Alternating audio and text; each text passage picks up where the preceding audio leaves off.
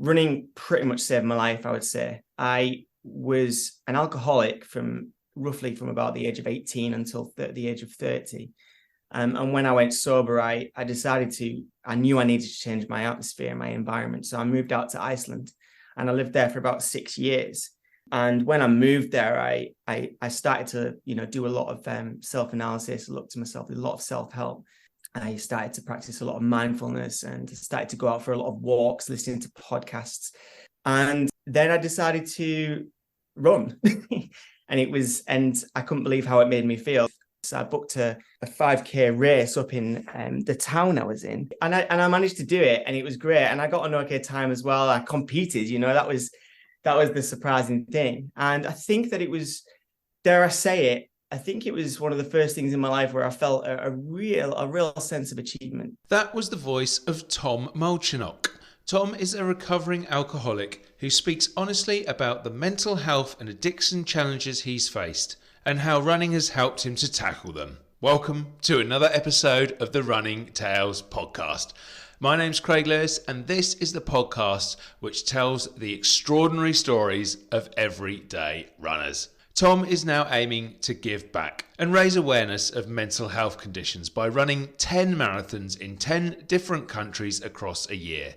He's also fundraising for CALM, the Campaign Against Living Miserably, and has already raised almost £1,500. Tom has also embraced his creative side on this project, producing vlogs about his marathon adventures that can be found on his YouTube channel. But I started our conversation by asking him how and why he took up this challenge.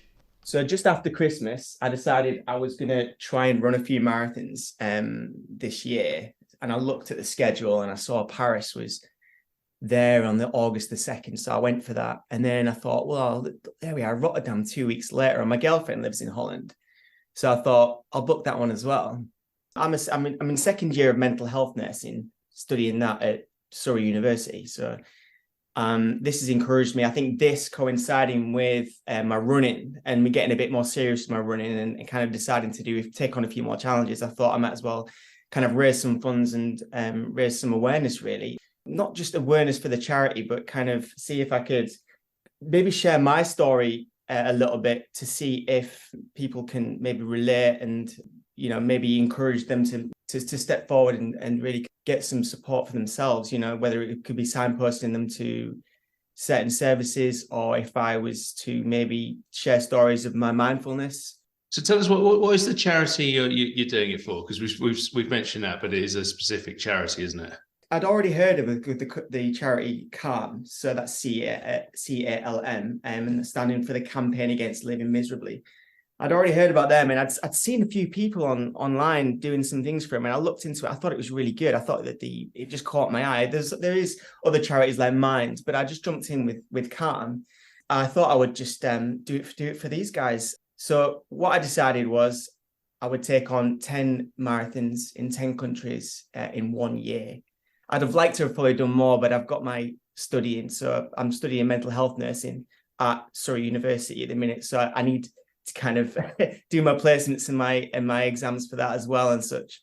So I booked Paris, Rotterdam, and then later on, for a couple of months later, I booked also 3 in a row. So it was 3 within 4 weeks. First was Luxembourg, and then I moved on to Stockholm, and then after that was Tromsø, and they were all 2 weeks within each other. So that was 5 already booked in then, and yeah, it's going all right. It blew me away how much support I got from family and friends. I reached my target quite quickly. It slowed down a little bit, but that's just understandable. And what I'd like to do with the project is try and reach a wider audience to see if I can get some conversation started. If I can, it might encourage me as well. Well, how I'm going to do that is I'm actually going to see if I can start a podcast myself, actually, to talk about mental health and, how things like running has helped people. Brilliant. Oh, no, that would be great. I just wanted to ask you quickly about CALM and the work they do, because you say you've met your target, and your target originally was, I think, £250. You absolutely smashed it within actually, I keep moving it up. I don't really know what's the best way of doing it. I keep moving it up and down because it started, I thought I'd only really get 100 or something like this. You're right. And then I moved it up to 250, I think. And people have been so generous and so supportive. I was a bit unsure. It's not that I doubted my friends and family or anything like this. but it's just that natural thing. It's mental health, you know. I don't know, maybe a few years ago, people might have been tended to more go, for cancer and such. And you wonder, because of the stigma, whether or not there would be an issue there, or it would just go a little bit quiet and such. But I stuck to my guns, really, which I'm getting a bit used to with this. It's given me a lot of confidence slowly to talk about these kind of things, you know. And that's when I don't know how I came across your podcast, but I just saw it somewhere, and I just sent you that message to say, you know, I'd be willing to talk about this. It'd be really nice. And I think that was a big step for me, because I'm doing this for me also, because, you know, I've struggled with mental health issues in the past, and I still do. So I'd like to think that this will get me out my shell a little bit, so that I believe I do have some stories to tell that I think it's not advice. It's kind of like, I think that sharing stories is really good. I'm really interested if to whatever degree you're happy sharing, really, about what problems you've gone through, because what I then want to kind of obviously get to, it's been a running podcast and all that, is how running has been one of the things that presumably has helped you to overcome some of them. But I think to get there, we sort of need to know what you've been through, if that's okay. Yeah, absolutely. That's no problem. Running, I don't think I could overstate this. Running and, well, activity in general, like running pretty much saved my life, I would say. I was an alcoholic from about the age of 18 until the age of 30. And when I went sober, I knew I needed to change my atmosphere, my environment. So I moved out to Iceland, and I lived there for about 6 years. And when I moved there, I started to, you know, do a lot of self-analysis, look to myself, a lot of self-help. I started to practice a lot of mindfulness, and started to go out for a lot of walks, listening to podcasts. And then I decided to run. And I couldn't believe how it made me feel. I knew I needed something to help me with scheduling, and I knew that I couldn't just go out. And I'd already heard stories of people who just go out and kind of try and run 5K, exhaust themselves, feel a bit terrible, and then kind of give up. So I got one of the apps that there is, like the Couch to 5K. I just stuck to it for a while, and I thought, well, hang on a minute, I think I'm probably going to be able to do this. So I booked a 5K race up in the town I was in, which is Akureyri. It's called Akureyri, and it's in the north, pretty much on the Arctic Circle. And they had a race where it's 5K, 10K, half marathon. And I decided to book myself in on the 5K. And yeah, I think, and I managed to do it, and it was great. And I got an okay time as well. I competed, you know, that was the surprising thing. And I think that it was, dare I say it, I think it was one of the first things in my life where I felt a real sense of achievement. And I think that was really rewarding for myself. And it is very similar to other people's relationship with running. You get that bug, and you get that. And I did take a little bit of time off before I booked the next one. I booked a half marathon a couple of years later in the same town. And I ran that. And I think that really helped me. That cemented my love for it. It wasn't until 2021 that I decided to take on a marathon. And that's when I really, since the beginning of 2021, I haven't really let up with training. It's been such, it's helped my mental health nonstop. And I think that, yeah, it's almost single-handedly helped me with my mental health for sure. It's taught me discipline. It's taught me what it's like, how goals and targets can help you out, you know, because it's all right to just concentrate on the day-to-day, moment to moment, but it's nice to look ahead and have something booked in and work towards. Yeah, and I think it's been a fair few years now that you've been sober, hasn't it? So I'm presuming, has running really been a massively important part of keeping that going? Because I would guess it's not an easy journey to have to go through, and it's a constant journey, and it kind of never ends, does it? Not at all. It's part of my identity, I think, which is really cool. It's nice to have that. And I think that I've been 7.5 years sober. It'll be 8 in December. I think I was listening to a lady talking on your podcast recently, and it kind of, it resonated with me. I think you mentioned something about you can have a bit of a love-hate relationship with running. It's very, you know, you've got to be kind of very cautious not to possibly, I think you alluded to the fact that you've got to be cautious not to rely on it too much. Yes, and interesting. We've had that a couple of times with running, in terms of like it can. I think that was a a conversation we had with a lady called Hannah Phillips, who admitted to having a few mental health problems herself along her journey, which is just an amazing journey. But she kind of said that while running was helping her all the time and was great and saved her life much as you said it did for you, she said in the end she needed some therapy and some other help, because running was also potentially becoming a sticking plaster, where she would go out, she'd feel better after running, but it wasn't necessarily solving any of the problems in her life. Massively. I think it's a massive point. I think it's difficult to approach people who have maybe had some trauma in the past and who are now running, and it's difficult to kind of, I think for them and others, to kind of discover that there's probably other things you can do. You know, it's for me, I realized about a year ago that I probably was pushing it a little bit too much, and whenever there was tension, I would just go out and run. And I think I was relying on it too much. And that's when I moved a lot more to take meditation a lot more seriously. I needed more tools in my toolbox. There came a point where I felt the time was right to see a counselor. And that's what I've been doing for the past few months now. And it's been hugely beneficial. And I think that there's a number of things that can work in tandem with each other to help mental health. So I think that it's good to have a number of tools, I think, rather than just to rely on one. So that's something to be certainly cautious of. I make sure I talk to people about certain things and not bury it deep and just run out, just go out for a run. Yeah, and I think it's really interesting with running, how running does help. It gives you that endorphin boost.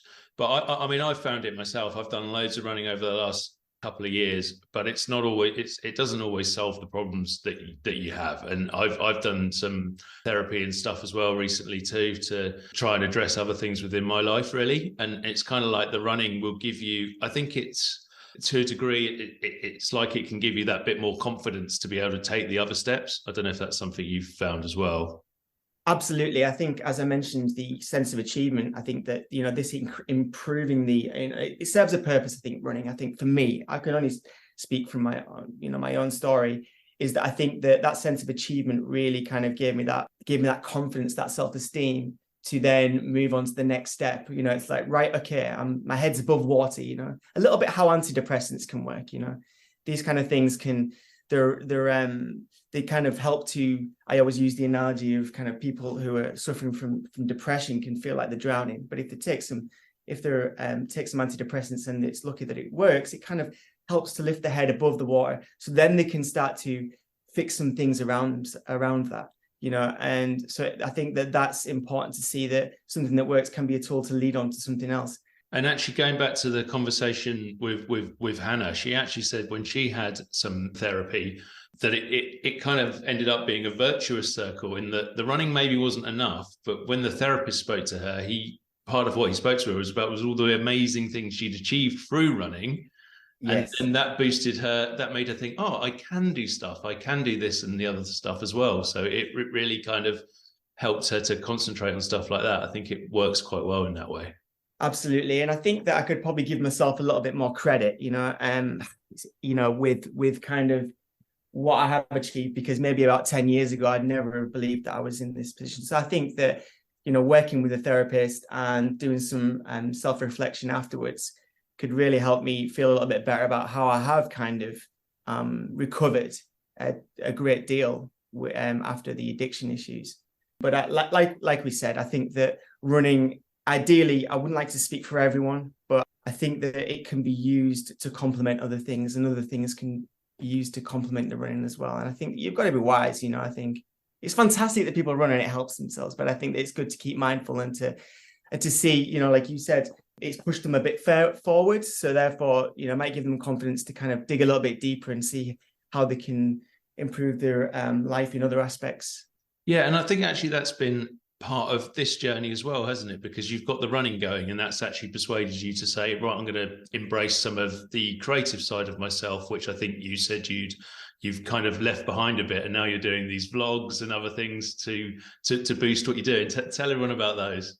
Yeah, absolutely. So that's another thing. I think that I think I'm a bit of a creative person, to be honest with you. I think that I need to create.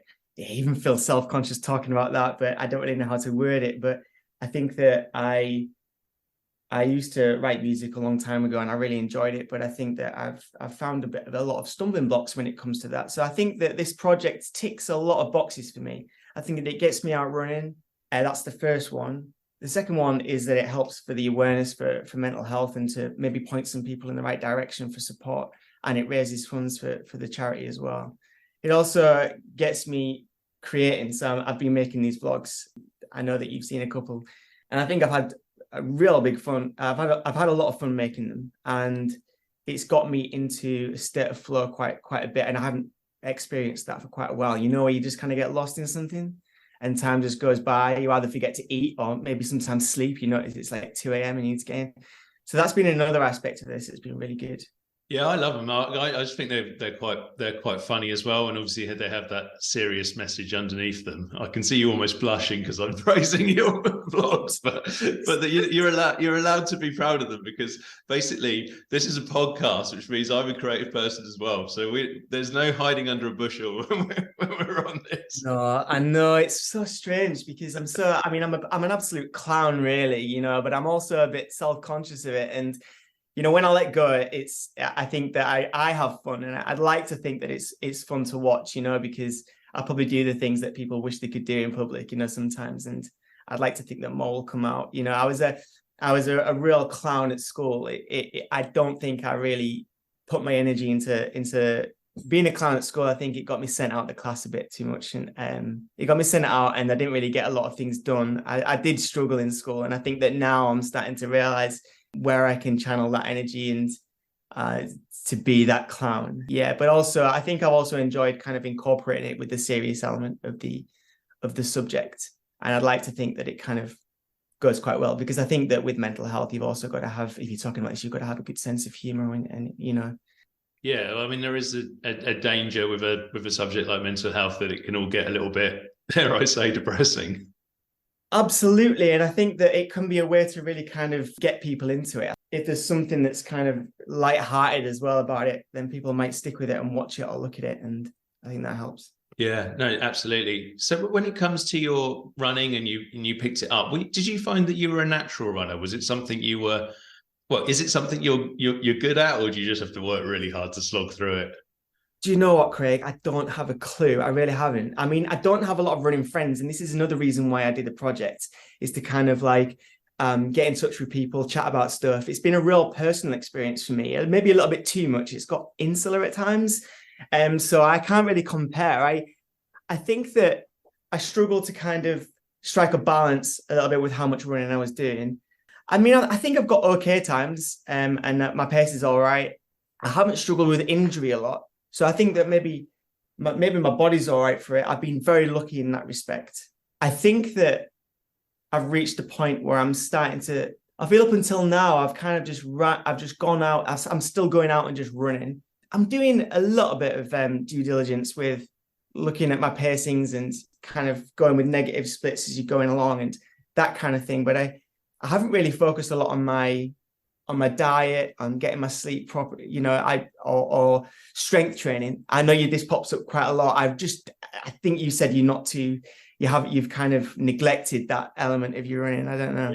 Yeah, absolutely. I feel, and that is it. Again, it comes down to self-consciousness. When I'm talking to people, it's like, okay, even the fact that I don't know much about strength training, but I am gonna jump into that and start to look at, you know, not overcomplicate things. I think that's good, you know, just to kind of, even 3 or 4 exercises apparently can be really good just in between the runs.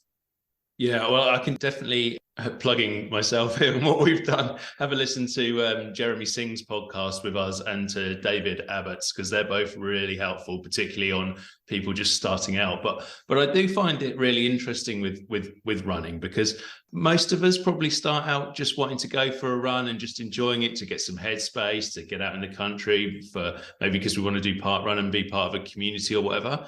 And then there's this other element of nutrition and sleep and strength training and all that sort of thing. And I know I found it myself for a while, that I was always thinking, I don't want to do that. I do other things properly. I go to work. I do a podcast maybe or whatever else. All these things are quite serious. I almost wanted my running to be a bit more where I didn't have to think about it. I just would stick on my trainers and go for a run. Now, that's not to say that all those things aren't hugely important. They obviously are, and they'll make you a better runner. But I do think sometimes there's a really interesting balance on it. I don't know if you found that. Yeah, no, I think that's a really interesting point. I don't think there's a correct or a right way to go about it. You know, it's like, well, if you get to this point, you need to start looking at your strength training, increasing your pace. It's like, how can it suit your life? You know, and I think that you said about you've got work and this, that, and the other, and you're balancing loads of things. I think it's the same with people who just like to stick to 5K, you know, they like just to run 5Ks. That doesn't mean that they, you know, I think some people look at that and think, well, why don't you go a bit further, you know, as if it's better. Yeah, I mean, at the end of the day, we're hopefully all doing this, whatever level we're at, whatever sort of times, to enjoy it as well. And the main reason I'm trying to look at some strength training is because I've sort of upped my distance, and it hurts a lot more if you don't do that training. No, of course, definitely. And it just can all be a bit overwhelming for people to take on a bit more than that, to go that little bit further. And I think everyone in their own time will get there. But yeah, I noticed you did was it a 50K over in Cambridgeshire or something? What was it? Well, the thing I did over in Cambridgeshire was a looped thing, and I ended up doing about 22 miles, but that was all kind of part of a training and a warm up for it was 30 miles I did, so which is pretty much, but not quite 50K. I did that in Northampton, which is where I'm based for. It was a charity run. So yeah, that was the one I did. And in typical fashion for me, I get to about 22 miles and everything kind of breaks down and I'm just a crawling mess for the rest of it. So. It's inexplicable, isn't it? Those feelings that you feel, and you're just running, and you know your legs are moving, but you don't know how. You feel like it's almost an out of body experience, and you just keep and go. Yeah, you just get your head down and go. That's happened to me in a couple of marathons recently. I'm thinking about, actually, I'm at another point where I want to try and I'd like to try ultras. I think I'm almost ready for that. I think I want to kind of include it in the project. I think it might be quite a nice addition. So I'm in the process at the minute. I bought a couple of books. I'm kind of researching into how to move from 42K to more, basically. Like yourself, I think I'm just astounded how people can run that far. I have a family member who ran 182K or something, you know, up in Brittany, and it took him, I don't know whether I think it was 27 hours, you know. And people can't get their head around it. If you told some people who don't know much about running, they're like, "Oh, that's not possible," you know. I think it's super inspiring. I look at it and I just think it just really is. It's crazy. We had Ben Davis and Richard Wilcox on, who did a 145-mile canal run the other week, and I'm just like, how do you just keep going? But ultra running is quite interesting, and apart from that one thing, which was very seat of my pants, I've not done a lot of it, but I do know some people who will basically turn around and tell you that a 50K is bizarrely easier than a marathon, because with the marathon, you've sort of got this thing. I mean, you don't have to run it flat out, but you'll generally think about trying to run it the whole distance and maybe going for a time. Whereas with a 50K, I think almost the mindset is different. There's the idea that right from the start, I'm going to have to walk at some time. I'm going to walk inclines. I'm going to run the whole thing or whatever. And in a way, that gives you more, unless you're elite, gives you a bit more scope to do that run without killing yourself. Sure. Do you think there's a general consensus that as you move through the distances, it's kind of like just do the same but a bit more? Or do you think past the marathon or past 50K, there's a lot more different things you have to do? What do you think the narrative? What's the commentary on that? Do you think I'm far from an expert, but from the people I've spoken to, it would be exactly that thing I was talking about before. Once you get sort of past the marathon distance, you will walk into a far more relaxed walk-run type scenario where you will walk up the hills and so on. You know, if we're talking about people who are doing this at the real elite level, of course they'll run it, but even your people doing like the UTMB and so on will still be walking up the very hardest inclines and so on at ultra distance. So yeah, it's a lot more relaxed, and you hear stories about people who have basically huge meals as they're going round, which you probably never do when you're having a marathon. No, yeah, exactly. So I think that's probably the distance, but yeah, the big difference. But I'm not the expert at that by any means. Could you see yourself doing some longer distances up in the hills or in the mountains and such? I'd like to do an official ultra because I've got a couple of friends who've done it, and I always get grief off them that I've only done marathons. Oh, that's it. Especially and maybe like road racing as well. It's a bit like one of those things. It's like, you know, they do say that once you go from, I've heard a few people say once you go from road running up to the ultras, you know, it's, you don't really look back so much. You get kind of, it's another addiction, you know. Yeah. And I think I'm interested to know whether you've done just more road running stuff, but I've really got into the trails and getting out into, if you talk about headspace, getting out into the real countryside and the woods and the trails is fantastic. I think that, again, you know, there's a lot. I'm promising myself a lot here, but I think that I would like to move towards that as well. You know, because there's more to think. It's, you know, there's more to navigate, isn't there? There's the and the scenery as well.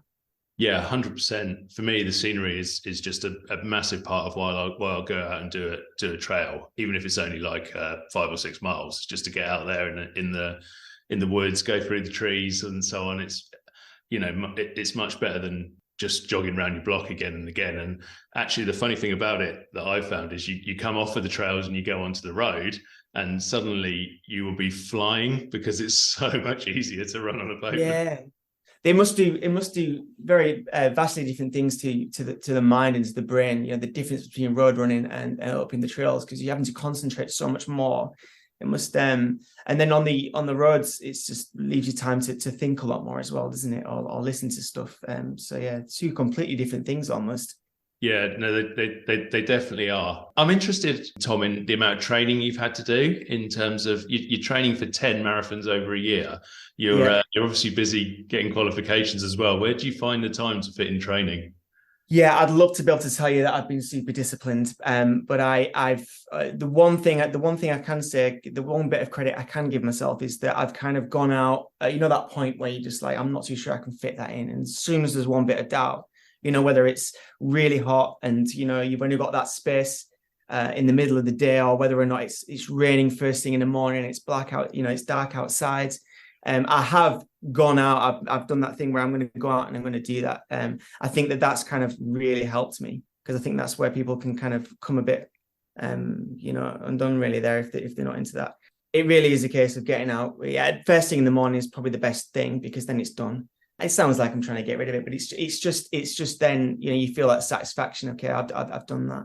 And just because we're starting to tick down a little bit on the time and so on, do you want to just tell people where they can see what you're doing, where they can go to sponsor you, where they can watch those vlogs? We'll get the vlogs up. We'll make people watch them. Okay, so I do have a YouTube channel and I do have a Facebook and an Instagram, as you do. By the time you've maybe sorted this out, I'll have probably got the website up and running, and that is going to be runningforcalm.com. And that'll have a lot of the information on there about a little bit about me, a little bit about what I'm trying to do, why I'm doing the project, and what I expect from the project, and a lot of links on there. And there will be a link to the Just Giving page. So yeah, and in the future, I'd like to expand it a little bit into, you know, a place where I can share my stories and maybe, you know, show people tools and this, that, and the other. It won't just be vlogs about the marathons, you know. So I can talk maybe about how breathing techniques, you know, like the Wim Hof breathing techniques, and kind of things around that, how that's really helped and such. Just finally, when's the next big date? When's the next marathon? The next one, I'm having a little bit of a break. I've done 5 already, and it's quite early on, so I need a little bit of a break, I think, just to kind of pace myself. The next one is, I believe it's August the 21st, and it's in Reykjavik, Iceland. So I'm going to do that one. That'll be quite nice, yeah. Oh, well, that'll be almost like a homecoming for you. It is, absolutely. To be honest with you, Iceland feels a little bit more like home, so it's going to be really nice, that one. I'm going to really enjoy that one. Not too cold?